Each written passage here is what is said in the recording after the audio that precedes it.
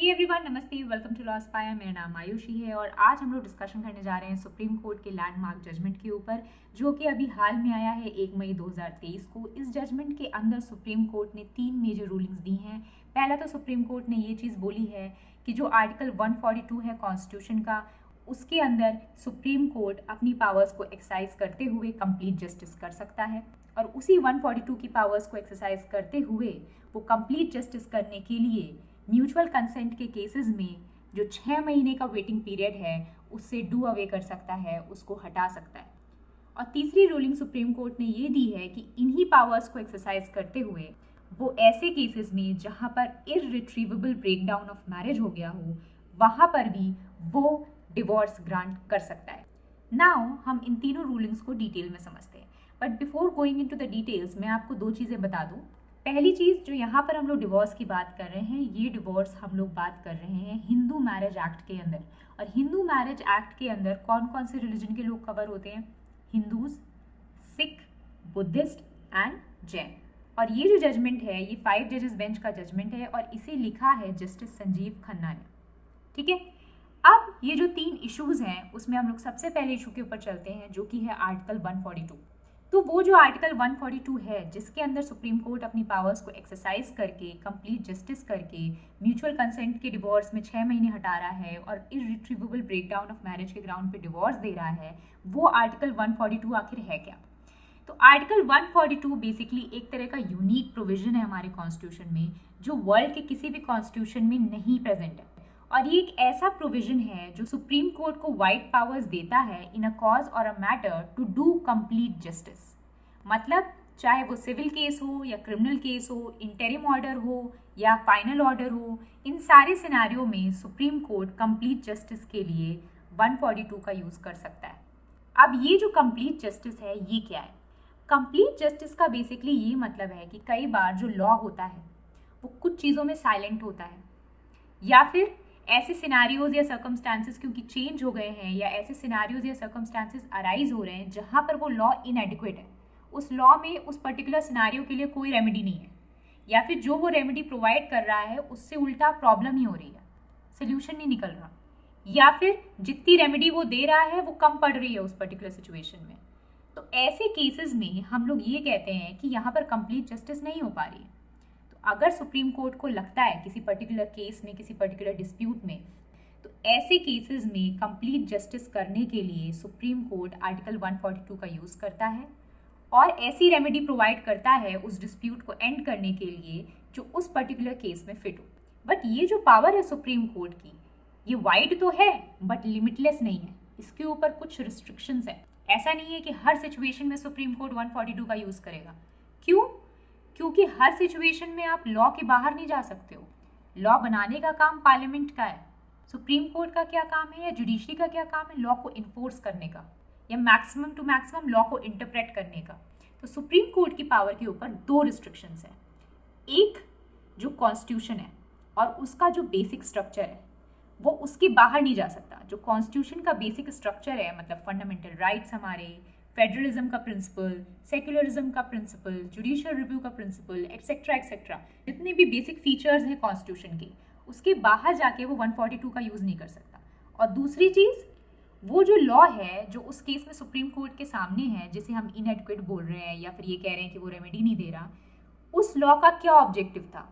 कुछ पर्टिकुलर सोच के साथ पार्लियामेंट ने उस लॉ को क्रिएट किया होगा। तो ऐसा तो नहीं है कि जो रेमेडी आप प्रोवाइड कर रहे हो 142 के अंदर वो कंप्लीटली उसको निगेट कर रहा हो या बेसिक स्ट्रक्चर को वायलेट कर रहा हो। तो आप ऐसा नहीं कर सकते हो, सुप्रीम कोर्ट ऐसा नहीं कर सकता है। वो 142 की पावर्स को एक्सरसाइज करने के लिए बेसिक स्ट्रक्चर को नहीं वायलेट कर सकता है और कंप्लीटली जो लॉ का ऑब्जेक्टिव है, जो लॉ उस केस में क्वेश्चन में है, उसे निगेट नहीं कर सकता कंप्लीटली। तो अब हम लोग डिवोर्स के ऊपर आ जाते हैं। जो हिंदू मैरिज एक्ट है उसके अंदर 2 मेन रेमेडीज हैं डिवोर्स की। एक है फॉल्ट थ्योरी और दूसरी है डिवोर्स बाय म्यूचुअल कंसेंट। दोनों ही केसेस में आपको अगर डिवोर्स लेना है तो आपको फैमिली कोर्ट के सामने पिटीशन फाइल करनी पड़ती है। पहले मैं आपको फॉल्ट थ्योरी समझा देती हूँ, क्योंकि ये जो फॉल्ट थ्योरी है ये इररिट्रीवेबल वाले केस के लिए इंपॉर्टेंट है। फॉल्ट थ्योरी के अंदर एक पार्टी फाइल करती है डिवोर्स अगेंस्ट अनदर पार्टी। मतलब अगर हस्बैंड है तो वो फाइल करेगा डिवोर्स अगेंस्ट वाइफ, अगर वाइफ है तो वो फाइल करेगी डिवोर्स अगेंस्ट हस्बैंड। और इसके कुछ ग्राउंड्स हैं जो हिंदू मैरिज एक्ट के अंदर सेक्शन 13 के अंदर मेंशन है। और इसे फॉल्ट थ्योरी क्यों बोलते हैं? फॉल्ट थ्योरी इसलिए बोलते हैं क्योंकि यहाँ पर एक पार्टी दूसरे के अगेंस्ट फाइल कर रही है और वो इस बेसिस पे फाइल कर रही है डिवोर्स के लिए कि जो दूसरी पार्टी है उसकी फॉल्ट है, उसने गड़बड़ किया है, उसने गलत किया है, और क्योंकि उसने गलत किया है, उसने गड़बड़ किया है, इसीलिए मुझे डिवोर्स चाहिए। तो आप दूसरी पार्टी के ऊपर ब्लेम डाल रहे हो, आप दूसरी पार्टी की फॉल्ट निकाल रहे हो और उस फॉल्ट के बेसिस पे आपको डिवोर्स मिल रहा है। और ये फॉल्ट क्या है या फिर ये ग्राउंड्स क्या है, वो सेक्शन 13 में मेंशन्ड है। तो जैसे कि क्रूएलिटी का ग्राउंड हो गया, फिर अडल्ट्री का ग्राउंड हो गया, जहाँ पर आप शादी के बाहर जाकर किसी से एक्स्ट्रा मैरिटल अफेयर कर रहे हो। क्रूएलिटी में आप डोमेस्टिक वायलेंस कर रहे हो, चाहे वो मेंटल हो या फिजिकल। फिर आपका डिजर्शन का ग्राउंड है, मतलब आपने छोड़ दिया अपनी वाइफ को या हस्बैंड को, छोड़ के चले गए उसको। फिर अनसाउंड माइंड होता है, आप मेंटली स्टेबल नहीं हो, एक्सेट्रा एक्सेट्रा। इस तरह के बहुत सारे ग्राउंड सेक्शन 13 के अंदर मेंशन्ड है। अब दूसरा केस क्या है, कंसेंट का। यहाँ पर एक पार्टी दूसरी पार्टी को ब्लेम नहीं कर रही है, उसकी फॉल्ट नहीं निकाल रही। यहाँ पर आप दोनों म्यूचुअली खुद से कंसेंट से तैयार हुए हो डिवोर्स लेने के लिए, ठीक है, और दोनों मिलकर ज्वाइंट पिटिशन फाइल करते हैं फैमिली कोर्ट में। लेकिन आपको दो चीजें प्रूव करनी पड़ती हैं। नंबर 1 कि आप 1 साल से अलग अलग रह रहे थे। दूसरी चीज क्या आपको प्रूव करनी पड़ती है, ये प्रूव करनी पड़ती है कि अब हम साथ में नहीं रह सकते। मतलब हम 1 साल से तो अलग रह रहे हैं, लेकिन हम फ्यूचर में भी अब साथ में नहीं रह सकते। जब आप इस तरह की पिटिशन फाइल करते हो कोर्ट में, तो जो फैमिली कोर्ट है वो आपको 6 महीने का टाइम देगा मिनिमम। मतलब एक बार आपने अप्रोच किया कोर्ट में, तो कोर्ट आपको बुलाएगी, बिठाएगी, आपसे डिस्कशन करेगी, उसके बाद वो मिनिमम आपको 6 महीने का टाइम देगी। क्योंकि ये 13B, क्योंकि जो सेक्शन 13B है आपका हिंदू मैरिज एक्ट का, जो डिवोर्स बाय म्यूचुअल कंसेंट की रेमेडी देता है, वो ये बोलता है कि आपको 6 महीने मिनिमम देने हैं। तो 6 महीने का टाइम आपको दिया जाएगा, और ये इसलिए दिया जाता है जिससे कि आप विचार विमर्श कर पाओ। आपको लगे कि क्या पता यार, हमने जल्दबाजी में डिवोर्स पिटिशन फाइल कर दी, नहीं हमें डिवोर्स नहीं लेना है, सोच समझ लेते हैं, देख लेते हैं। तो इस ऑब्जेक्टिव से वो 6 महीने का टाइम हिंदू मैरिज एक्ट में दिया हुआ है, और इसी ऑब्जेक्टिव से कोर्ट भी आपको 6 महीने का टाइम देती है। उसके बाद आपके पास ये ऑप्शन होता है कि 6 से मैक्सिमम 18 महीने के अंदर आपको कोर्ट वापस जाना होता है। और उस 6 से 18 महीने के बीच में या तो आप डिवोर्स पिटिशन जो आपने फाइल की आप उसे वापस ले लो, या फिर आप कोर्ट जाओ और कहो कि नहीं भाई, हमने विचार विमर्श कर लिया, आप देख लो, हमको डिवोर्स दे दो।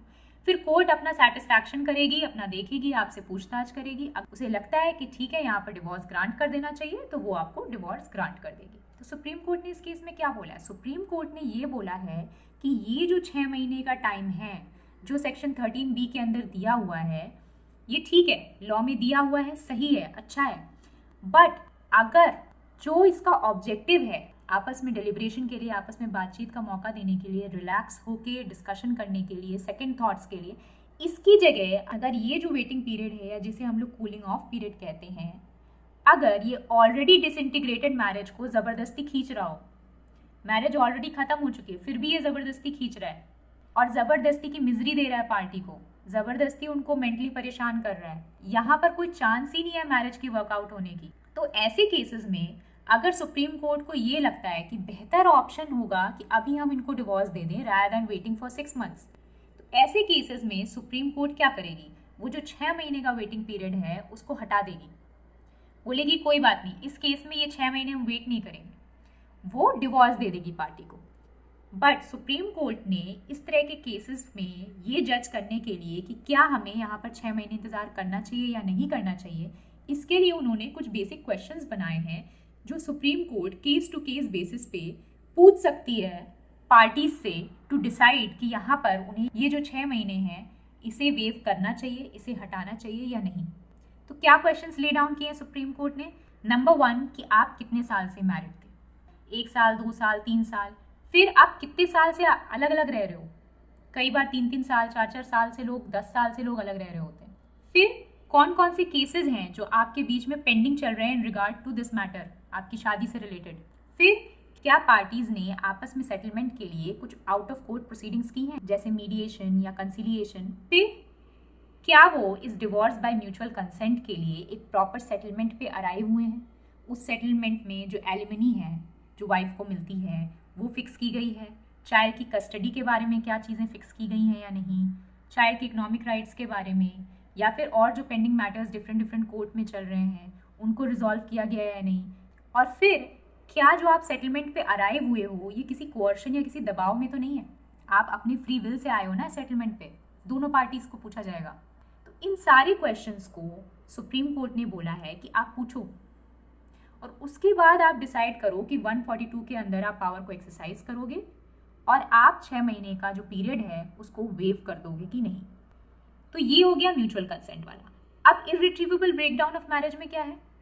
इररिट्रीवेबल ब्रेकडाउन जैसा कॉन्सेप्ट हिंदू मैरिज एक्ट के अंदर कहीं पे मेंशन्ड ही नहीं है।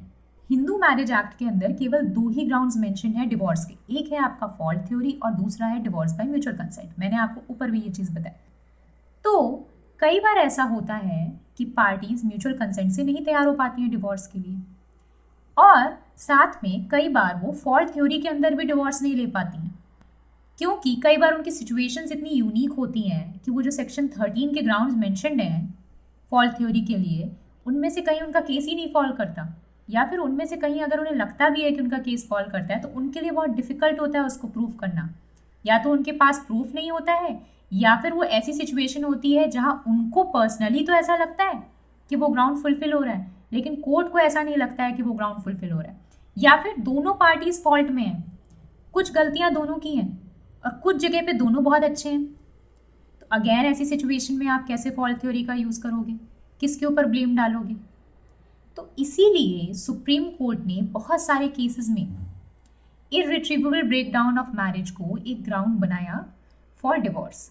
और इस केस में सुप्रीम कोर्ट ने ये बोला कि कंप्लीट जस्टिस करने के लिए हम आर्टिकल 142 की पावर को एक्सरसाइज करते हुए इररिट्रीवेबल ब्रेकडाउन ऑफ मैरिज के ग्राउंड पे भी डिवोर्स दे सकते हैं, भले ही वो हिंदू मैरिज एक्ट के अंदर कहीं पर भी नहीं मेंशन हो।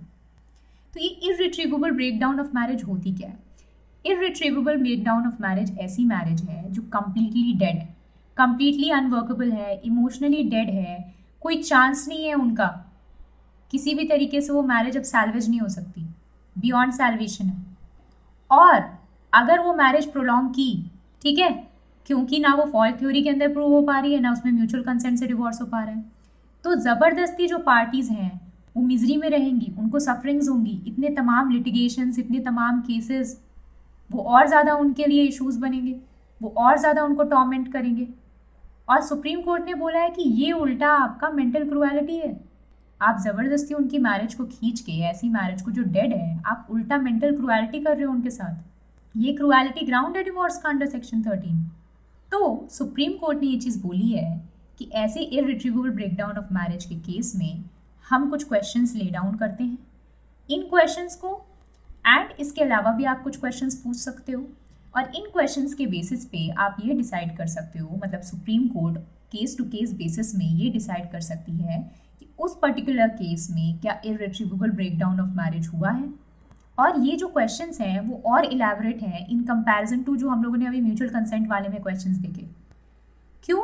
क्योंकि वहाँ पर म्यूचुअल कंसेंट थी पार्टीज़ के बीच में, दोनों तैयार थे डिवोर्स के लिए, लेकिन इररिट्रीवेबल वाले केस में एक पार्टी तैयार होगी डिवोर्स के लिए लेकिन दूसरी नहीं तैयार हो रही है, ठीक है। तो इसलिए इसमें जो क्वेश्चंस हैं वो ज़्यादा इलेबोरेट है। तो नंबर 1 क्वेश्चन क्या है? एज यूजुअल कि कितने साल हो गए आपकी शादी को।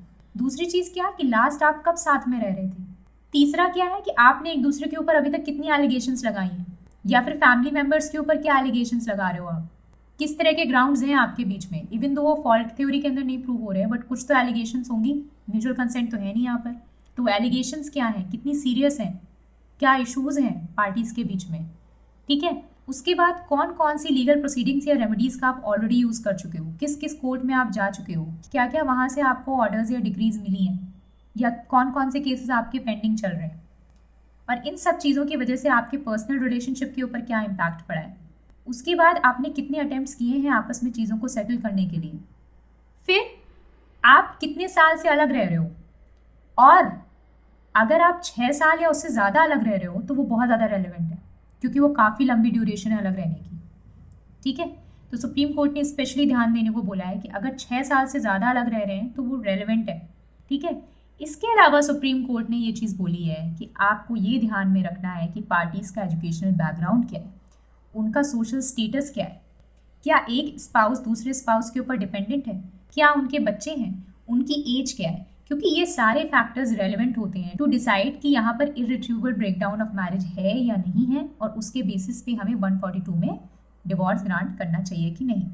और इन सब चीज़ों पे सेटिस्फाइड होने के बाद आप ये भी देखोगे कि वाइफ को एलिमनी कितनी मिल रही है, क्या ये डिसाइड हुआ है कि नहीं, चाइल्ड की कस्टडी पे क्या डिसीजंस हो रहे हैं, अगर चाइल्ड माइनर है तो उसका वेलफेयर, उसके इकोनॉमिक राइट्स, इन सारी चीज़ों को आपको कंसिडरेशन में रखना पड़ेगा बिफोर डिसाइडिंग द केस। तो ये तीनों जो रूलिंग्स हैं जो इस केस में ले डाउन हुई हैं, मैंने आपको अच्छे से डिटेल में एक्सप्लेन कर दिया। आई होप आपको वो चीज़ समझ में आ गई होगी। एंड फिर भी अगर आपको कोई डाउट है तो आप मुझसे कमेंट सेक्शन में पूछ सकते हो, और आप मुझे ये भी बता सकते हो कि कौन से नए लेटेस्ट लीगल डेवलपमेंट के ऊपर मैं वीडियो बनाऊँ। ठीक है, so see you in the next one, bye.